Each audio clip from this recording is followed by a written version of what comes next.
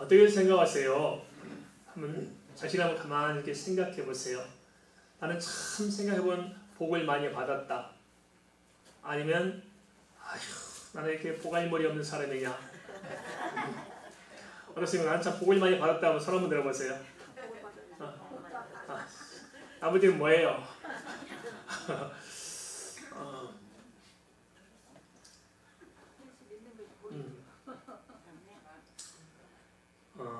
우리가 이 세상을 살아오면서 어떤 사람은 참 나는 복을 많이 받았다고 생각하는 사람이 있고, 어떤 사람은 나는 이렇게 내 인생은 팍팍하냐, 나는 이렇게 박복하냐 생각하는 사람도 있을 것입니다. 그렇지만 그 기준이 뭐냐, 무엇을 가지고 우리가 복을 받았는지 못 받았는지를 결정하냐 할 때 대부분 사람들이 이 세상의 가치를 가지고 이렇게 평가하는 것입니다. 돈 많이 벌면 복권 당첨되면 복 받았고 뭐 사업하는 사이가 안 되면은 복이 없고, 새끼들이 속 안 썩이면 복이 있고 속 썩이면 복을 못 받았고, 신랑이 일이 잘 되면 복이 있는 것 같고, 신랑이 나한테 돈 타령하고 있으면, 거꾸로 돈 타령하고 있으면 참 난 복할 말이 없는 여자다 이렇게 생각할 거 아니겠습니까? 사실은 그렇게 생각할 이유가 뭐냐면은 우리의 생각이 어찌 보면 이 세상에 갇혀서 그런 게 아닐까요? 그러죠? 생각의 지평을 열고 보면은 참 다를 수 있습니다. 설교 시간에 뭐 간증한다는 자체가 좀 그렇습니다만은, 한 번쯤 제 경우를 좀 말씀드리는 게 좋겠다 싶습니다. 제가 49살 때, 그리고 아내가 44살 때 소매가 임신됐습니다. 그 소식을 듣고 집에 오게 되는데 제 머릿속에 한 영화의 장면이 스쳐 지나갔습니다. 가장이 50살이었는데요. 50대였는데 아내는 집에 있었고 일이 없었고, 딸은 대학을 다니고 있는데 학비가 궁색한 때 하필 그날 실직을 당하고 집에 돌아왔습니다. 남편이. 그때 아내가 침대 머리에서 남편 이야기하기를 임신했다는 거예요. 또 그리고 남편이 그 소식을 들으면서 딸은 학비도 못 되고 아내도 직업이 없고 자기도 직접 실직당해서 집 왔더니 또 뱃속에 아이가 생겼단 말 듣고는 손을 탁 올리더니 오 마이 갓 이러더라고요. 그래서 저한테 번뜩 떠오른 거예요. 그러면서 내 뒤통수에다 대고 몽둥이 야웃방매도 때리는 것 같아요. 너무 충격이 심해서 제가 그렇게 말했습니다. 하나님, 왜 나는 내 인생이 꼬이기만 합니까? 어떻게 살려고 하나 이제 결정했는데 내 인생이 이렇게 항상 꼬이기만 하고 내 인생이 힘들기만 합니까? 하나님, 도대체 나는 이렇게 복이 없습니까? 하나님, 나는 왜 이렇게 하나님 정말 이렇게 내 삶을 이렇게 그냥 그렇게 그렇습니까? 남들이 잘도 사는데 나만 이렇습니까? 하나님, 그래 그랬거든요. 근데 이제 어쨌든 우리 소매가 팔싹둥이 10달 못 돼서 또 이렇게 태어나게 됐어요. 근데 그 안에 이게 다운증은 또 고학률이라고 해서 얼마나 근심걱정이 덩어린지 온 집안이 기도하고 난리가 난 거예요. 이렇게. 거기다 또 이제 일찍 태어나버렸네 애가요. 그래서 병원에서 이제 1월 2일 날 이렇게 병원에서 애를 받으러 갔는데, 날아갔는데 의사님 저 들어오라고 들어가 아빠라고. 그래서 저는 그때까지 시작하는 거지. 도대체 또 늦둥이 태어난데다가 또 다운증을 어쩔지 모르겠고 어떻게 될지 모르겠고, 그래서 자신이 없는 거에 쳐다볼 용기가 안 나는 거예요. 그래서 그냥 들어가지고 의사 쳐다보지도 못하고 괜찮아요.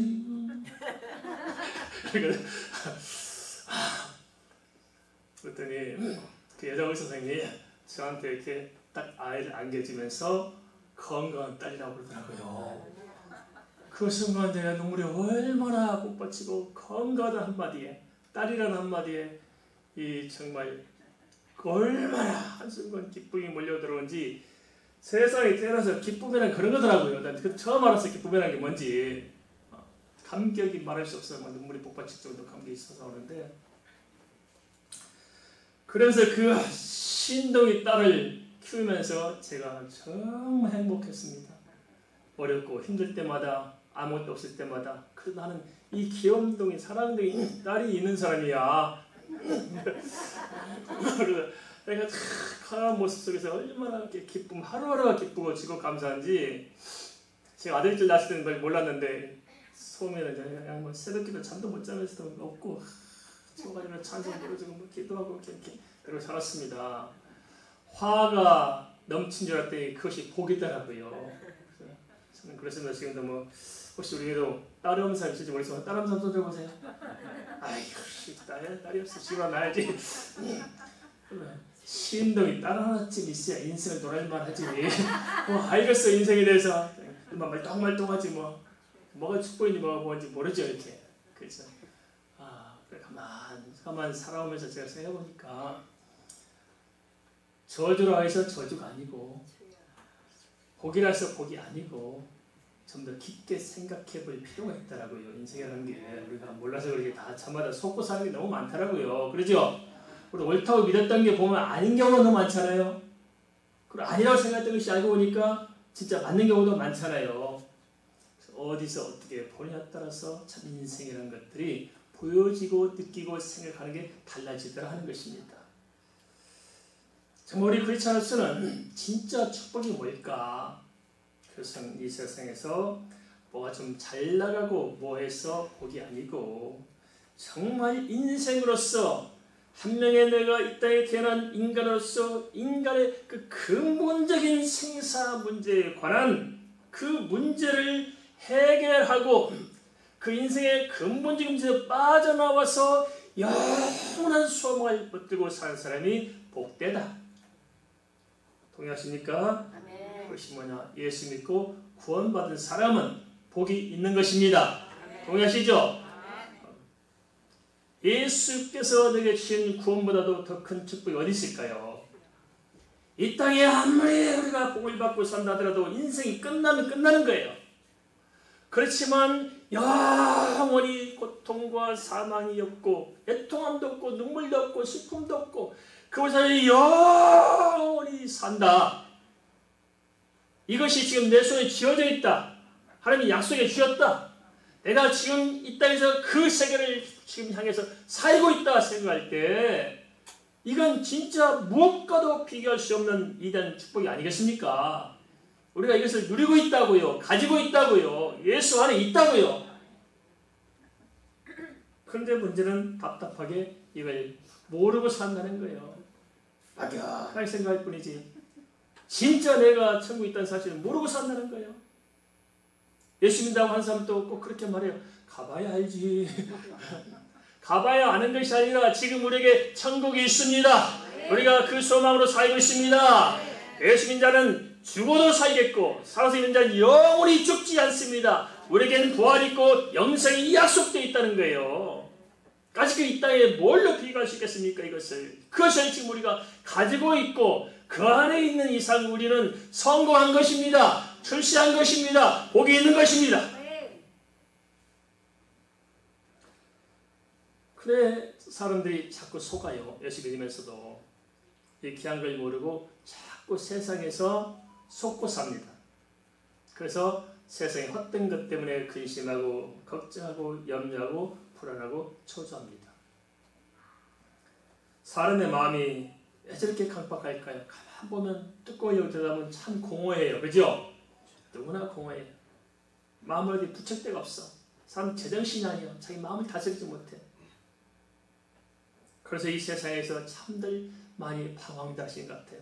많이 방황해요. 사람들이. 남자들이 집에서 큰 소리 치니까 대단한 것 같죠? 밖에 나면 다 비실비실해요. 마음을 주체하지 못해. 자기 앞에 주어진 인생의 짐을 지지 못하고 짓눌려가지고 신음하며 살아가요. 무엇보다도 모든 인간은 인생의 종말에 지인 종국 죽음 앞에 서야 됩니다. 언젠가 우리도 우리의 죽음 앞에 서야 할 날이 오고 있지 않겠습니까? 왜 그럴까요? 그것은 우리가 구원받지 못하기 때문에 그렇습니다. 참된 축복을 알지 못하고 누리지 못하고 바라보지 못하기 때문에 세상에 짓눌리지 않을까요? 하지만 예수님께서는 이렇게 하나님을 떠나 광활한 인생들의 죄를 대속하고 그러한 인생들을 구원하시고자 이 땅에 대속자라 오셔서 우리에게 구원의 문을 열어놓으신 것입니다. 한데 사람들은 그런 예수 그리스도를 영접하려 하지 않고 도리어 그 예수를 대적하고 자기를 구원하러 오신 예수님을 죽이고야 말았습니다. 우리도 그렇지 않을까요? 예수 믿고 살면 되는데 예수 믿는 사람들이 예수님을 쫓아 살지 않고 자기 뜻대로 살아가요.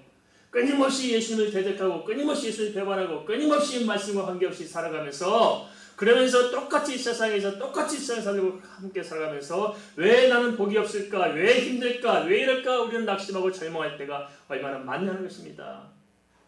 예수 믿고 살면서도 삶의 방식이 안 바뀌었고 생각이 안 바뀌었고 우리 중심이 달라지지 않았기 때문에 그런 것이 아니겠냐 하는 것입니다.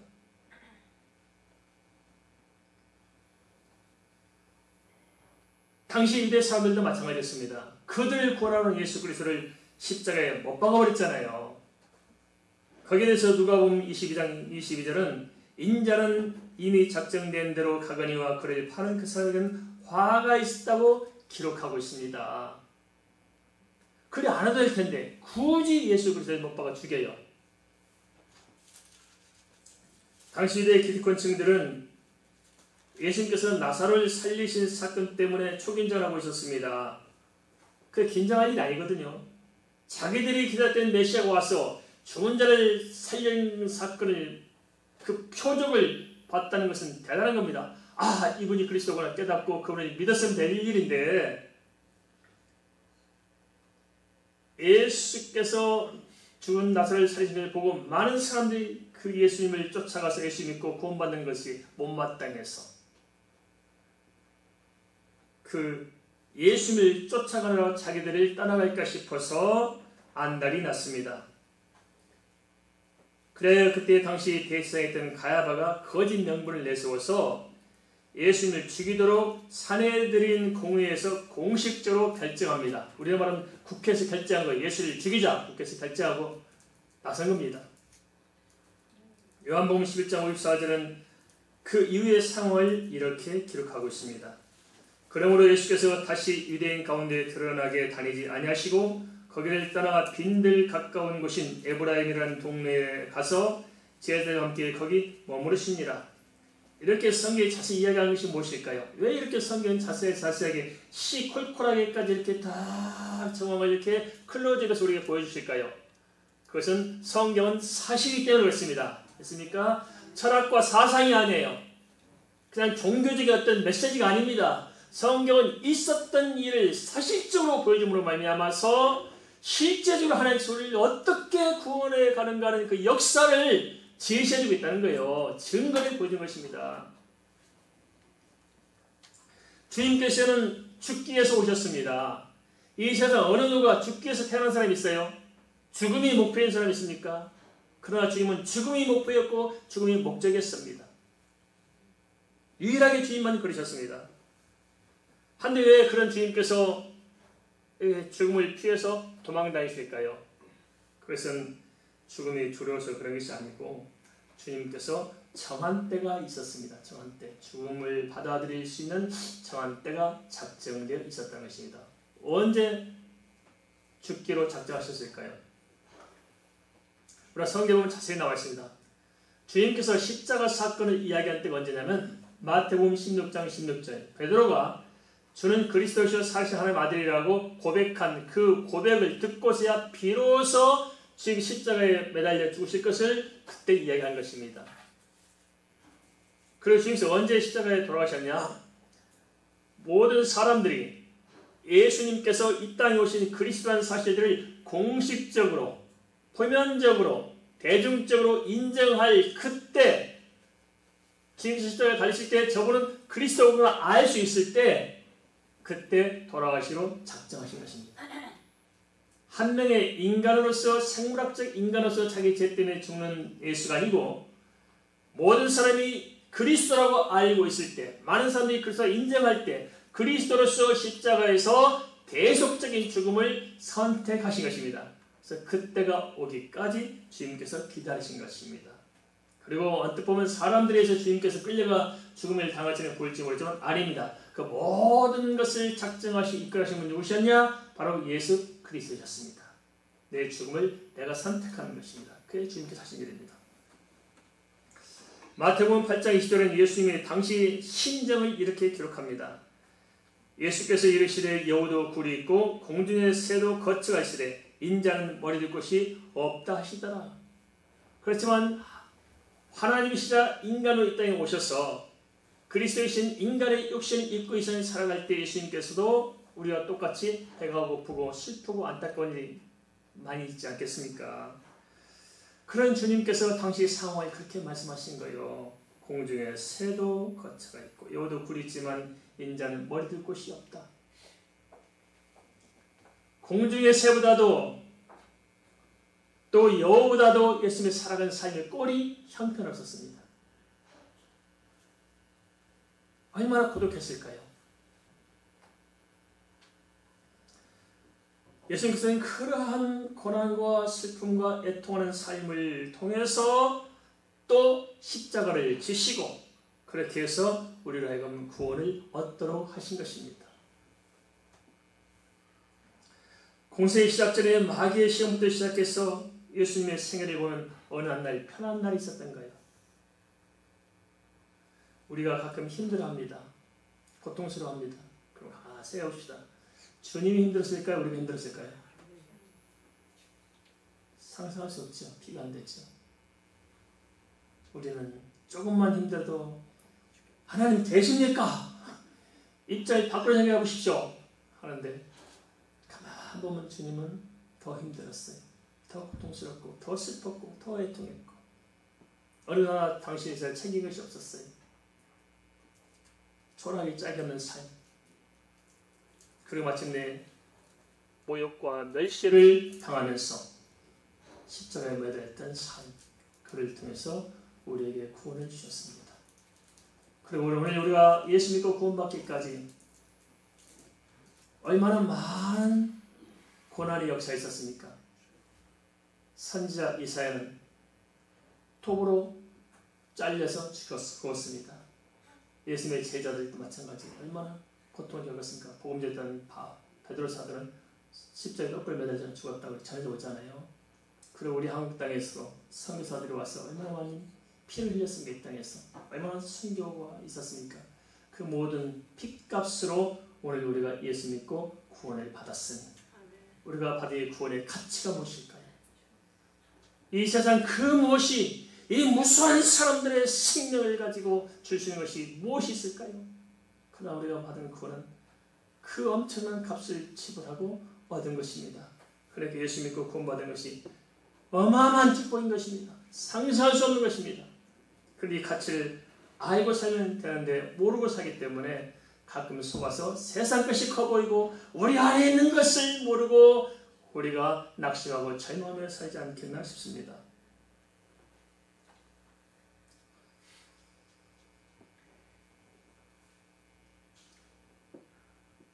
주님이 누구신지 하신 일은 무엇인지 제대로 알고 믿으면 되는데 예수님 당시나 지금이나 이게 잘 안 되는 것 같습니다.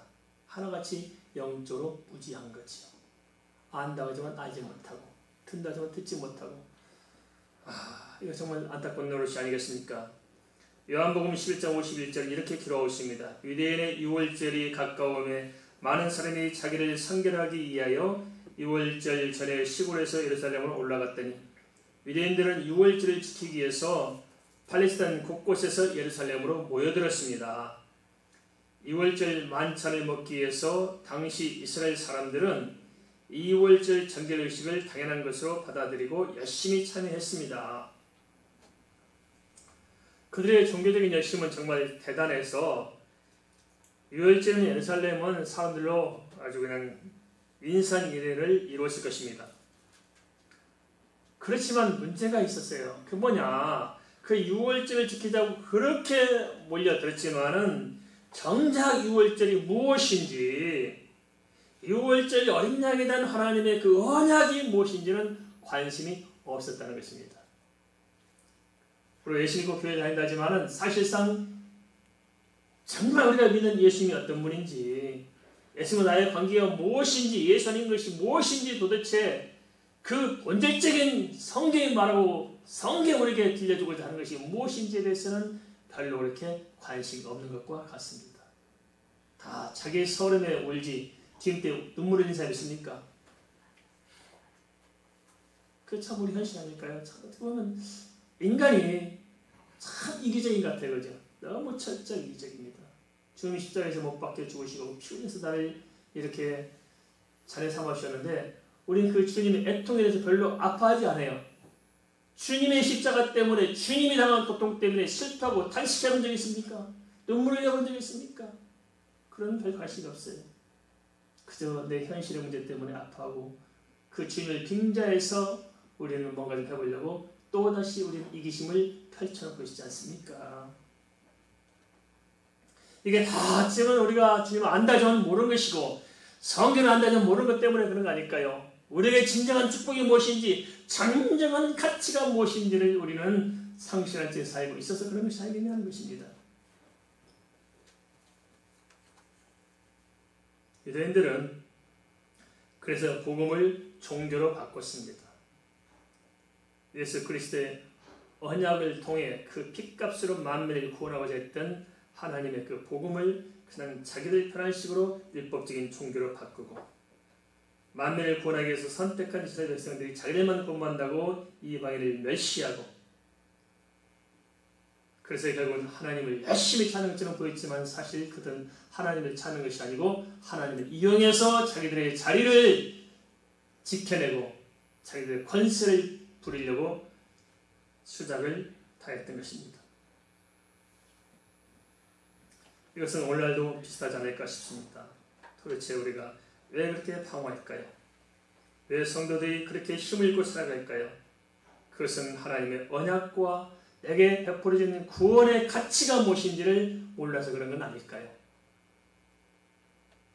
정말 내가 구원받은 하나님의 자녀가 됐다는 것들, 정말 내게 부활이 있고 영생이 있다는 사실, 이 축복 때문에 기뻐 뛰면서 춤춰본 적이 있으십니까?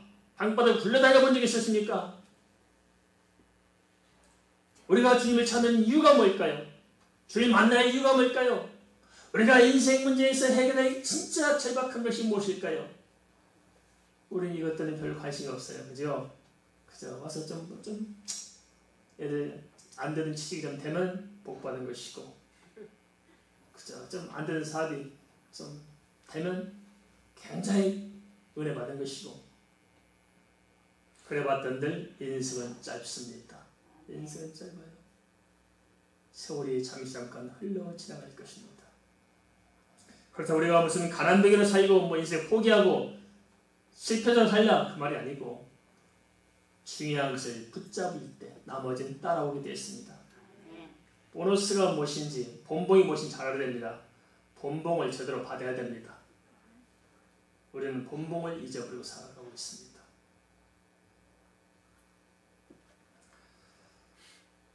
정말 예수 믿고 구원받았기 때문에 감격할 수 있는 사람들, 그 예수님의 은혜 때문에 살맛이 나고 내게 주신 하나님의 그 영원한 세계를 바라봄으로 소망이 생기고 그 나라를 바라보면서 살아가는 사람들이 바로 크리스찬이겠습니까? 그걸 히브리서 11장에 자세히 보여주고 있어요. 당시에 제 주님을 따랐던 사람들과 마찬가지였습니다. 다 자기 본향을 떠나서 살던 사람들이었어요. 이 세상에 나그네처럼 대접받으면서 유리하는 상처럼 보였을지 몰라요. 그러나 그 중에 어느 누구도 자기가 살던 고향, 자기가 살던 본향으로 돌아가기를 원하는 사람은 아무도 없었습니다. 왜냐? 더 나은 본향, 우리에게 주신 하나님의 저 영원한 언약, 그 나라, 그 천국이 주어져 있기 때문에 그 나라를 보고 살았던 것입니다. 우리도 내게 주어진 진정한 축복이 무엇인지 아는 사람들은 이 땅을 보고 사는 사람들이 아니고 주님 나라를 보고 살아가게 될 것입니다. 그것이 중요하지 않을까요? 그것이 진짜가 아닐까요? 속지 마시기 바랍니다. 세상 것은 아무리 대단해 보여도 잠깐 지나갑니다. 물론 우리가 이 세상에 사는 동안 최선을 다해야겠죠. 봉사하고 헌신하고 이 세상 한 모퉁이나 붙들고 우리가 제대로 삶을 감당해야겠죠. 더 열심히 노력하고 더 열심히 우리가 살아가야겠죠. 그렇지만 우리의 본질은 세상에 있지 않고 주님 나라에 있는 것입니다. 우선순위를 각본에 만듭니다. 예루살렘에도 많은 사람들이 예수님을 찾고 있었습니다. 예수에 대한 그들의 관심은 요한복음 11장 56절에 잘 나타나 있습니다. 그들이 예수를 찾으며 성전에 서서 서로 말하되 너희 생각은 어떠하냐? 그가 명절에 오지 아니하겠느냐 하니 요한복음 7장 11절 앞서 수전절에도 유대인들은 예수님을 찾았는데 이번에는 사두개인과 바리새인들이 연합해서 더욱 샅샅이 예수님을 찾고 있었습니다. 한데 우리가 여기서 한번 생각해 볼 수 있다는 것입니다. 그게 뭐냐? 그들이 예수를 찾는 목적이 뭐냐? 우리가 교회에 오는 목적이 뭘까요? 우리가 예수 믿는 목적이 뭘까요? 예수를 찾고 다니는 목적이 뭐냐 하는 거예요. 사실 바리새인과 세관들 유대인들이 예수를 찾았던 목적은 전혀 다른 데 있었습니다. 그 뭐냐? 그들이 예수를 만나고 싶거나 또는 예수에게 경배하거나 자기들의 영혼 때문에 어떻게 해야 구원할 것인가 그 절박한 문제 때문에 예수를 찾은 것이 전혀 아니었습니다. 그들이 예수를 찾았던 목적이 뭐냐? 자기들을 구원하러 오신 예수님을 어찌하든지 죽이려고 작정했기 때문에 그렇습니다. 어떻게 예수를 죽일까? 예수를 빨리 잡아서 죽이자. 죽이려고 예수님을 찾은 것입니다. 사람이 영적으로 깨지 못하고 영적으로 빗나가면 끝이 없습니다. 끝이 없어요. 우리도 이렇게 우리의 종교 공동체 안에서 많은 모습을 지켜보잖아요. 정말 한번 예수님 앞에서 무너진 사람들이 얼마나 심각하게 타락하고 변질되는가 하는 것을 잘 보게 됩니다. 저는 개인적으로 참 두려워하는 사람도 있습니다. 제가 무서워하는 사람들은 딱 한 종류예요. 어떻게 무섭냐? 저하고 함께 일하는 가까운 사람이 제일 무서워요. 솔직한 심정입니다. 저와 함께 일하는 게 제일 무서운데 어떤 사람이 무섭냐? 함께 일하는데 기도하지 않는 사람, 영적으로 깨지 않는 사람들이 참 무서워요. 항상 그를 위해서 기도합니다. 두려워요. 또 사단이 어떻게 흔들어낼 것인가? 저를 넘어뜨리기 위해서 제 가까운 사람들이 표적으로 삼아서 들어오는데 그게 못 깨닫는 거예요. 그 가만 보면 지금 저는 제 눈은 보이거든요. 사단이 어떻게 흔들어대고 있는가는 제 눈은 보여요. 근데 말해주고 싶어도 말을 못하겠어요. 그냥 기도할 뿐입니다. 무섭습니다. 가만 보니까 후회 막 심할 때도 있어요. 제가 그런 사람들 캐시켓을 다 보면서 그때 제 마음에 개인적으로 만나서 이야기해주고 싶은 생각이 이렇게 쳤었거든요. 그 말에 따라 또 시험 들까지도 말을 못하고 참았던 게 결국 그런 사건들이 이어지게 됐습니다. 말해주고 싶은데 근데 희한하게 그 성령씨 기도하면 깨닫게 하고 알게 하고 보게 만들어 주시더라고요. 참 그렇대요. 그런 게 있죠. 알죠. 그 사람 심령 상태, 영적 상태 전혀 아는데 불구하고 그냥 가는 거예요. 기도할 뿐이지. 그렇다고 괜찮은 게 아닙니다. 깨닫기 바랍니다. 내 영적 상태 깨닫고 정말 내 자신을 바로 세워야 됩니다. 선줄로 생각하든 넘어질까 조심하라. 그렇습니다. 가만 보세요. 한국교회나 세계교회나 다 이게 섰다고 생각하는 사람 때문에 다 망칩니다. 선줄로 생각하는 사람이 망쳐지면 회복하기도 쉽지 않습니다. 넘어지지 말아야 됩니다. 생각을 열어야 됩니다. 영적인 안목을 열어야 됩니다. 한번 빗나가면 돌이키기 쉽지 않습니다. 예수 믿는 사람들이 열심히 충성했던 사람들이 한번 강팍해지면 돌아오는 게 더 힘들어요. 평생 못 들어오고 끝날 수가 있어요. 조심해야 됩니다. 깨야 됩니다. 그 예수님 살아계신 당시의 유대인들의 심령도 이렇게 기록하고 있어요.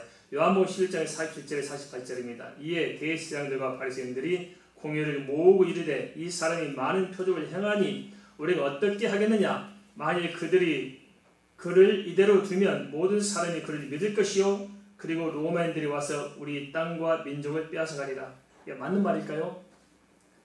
말도 안 되는 소리 가지고 모함을 하죠. 아니 많은 사람들이 예수를 믿으면 로마가 와서 자기들을 또 침략해 올 것이다. 그게 말도 안 되는 소리잖아요.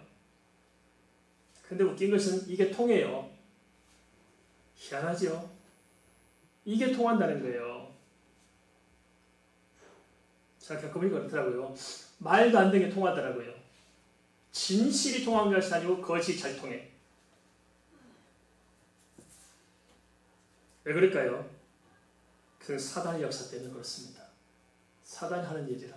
사단에 붙들리면 진실은 눈에 안 들어오고 그것이 들어오게 되어 있어요. 사람 참 희한해요. 컴퓨터와 똑같습니다. 입력한 대로 출력해요. 컴퓨터 프로그램을 까는 대로 그대로 반응하잖아요. 사람도 마찬가지입니다. 사단의 프로그램을 깔아놓으면 사단식으로 생각하고 사단식으로 일을 끌어가는 거예요. 성령의 역사는 성령의 방법대로 끌어가는 거예요. 들어간 대로 나옵니다.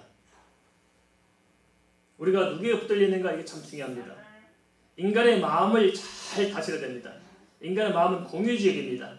성령께서 역사하시지만 사람도 역사합니다. 그래서 우리가 결단을 잘해야 돼요. 다윗이 마음의 중심이 하나님 합했단 말이 바로 이 말입니다. 철저히 약한 것들을 용납하지 않고 하나님께 마음을 딱 꽂아놨다는 거예요. 사단의 역사를 알지 못하면 영적인 일이 어떻게 지금 벌어지고 있다는 사실들을 눈뜨지 못하면 우리는 힘들 것입니다. 네, 됐습니다. 죄송합니다. 마이크가 좀 이렇게 하네요.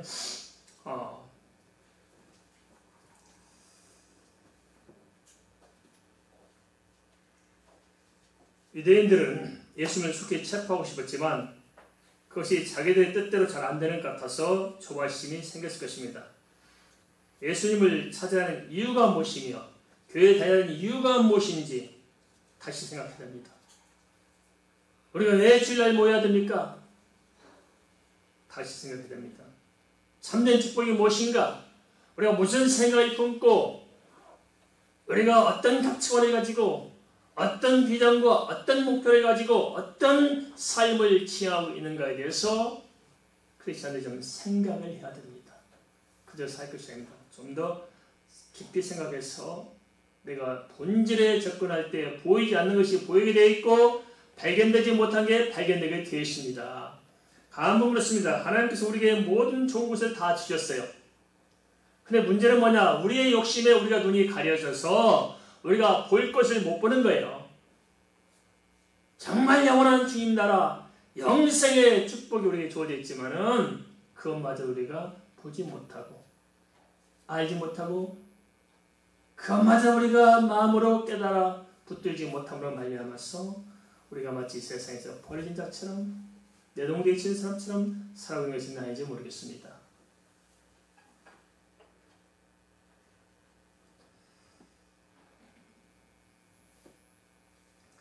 당시 유대 기독권층들이 얼마나 영적으로 무지하고 도덕적으로 타락했는가를 성경은 잘 기록해주고 있습니다. 요한복음 11장 57절입니다. 이는 대제사장들과 바리새인들이 누구든지 예수 있는 곳을 알거든 신고하여 잡게 하라 명령하였음이라.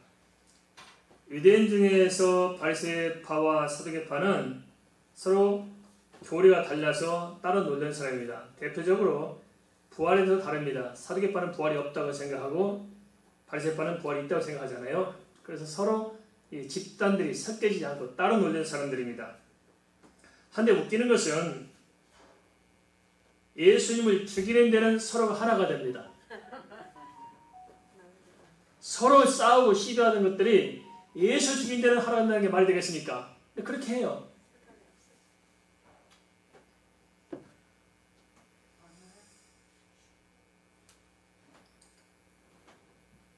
웃기는 것은 하나님께 선택받았다는 대제사장들이 예수를 죽이는 데 앞장을 서요.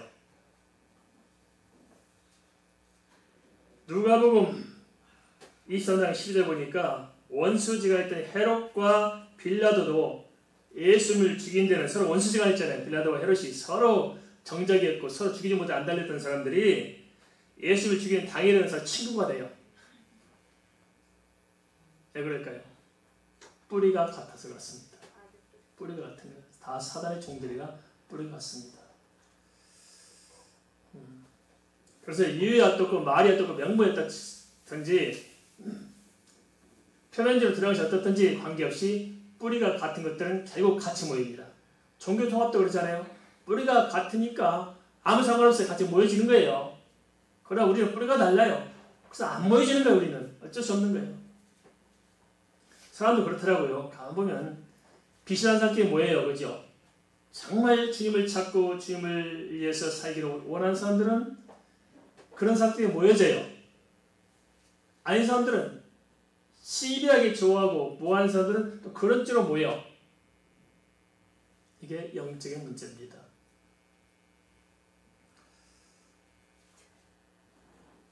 삼일체 하나님께서는 예수 그리스도를 통해서 인류의 죄를 계속하여 원래의 창조 질서를 회복하기를 원하셨습니다. 그래야 이 땅에 오신 예수님께서는 그리스도의 신을 공식화한 후에 언약의 그리스도로서 십자가를 지시기로 하신 것입니다. 한데 아이린 이야기도 예수님을 못 박는 일에는 누가 주동이 되냐? 하나님께 택함 받았다고 자부하는 유대인들이 주동을 합니다. 진리를 찾아서 쫓아다녔던 유다가 예수님을 팔았고 유대 종교의 제사장들을 비롯해서 기득권자들이 주동이 되었고 주인의 표적을 보았던 사람들이 거기에 찬동을 했습니다. 오늘날도 그렇지 않을까요? 누가 예수님을 욕먹게 살아갈까요? 교회에 다니는 사람들이 다 예수님 욕먹게 하잖아요.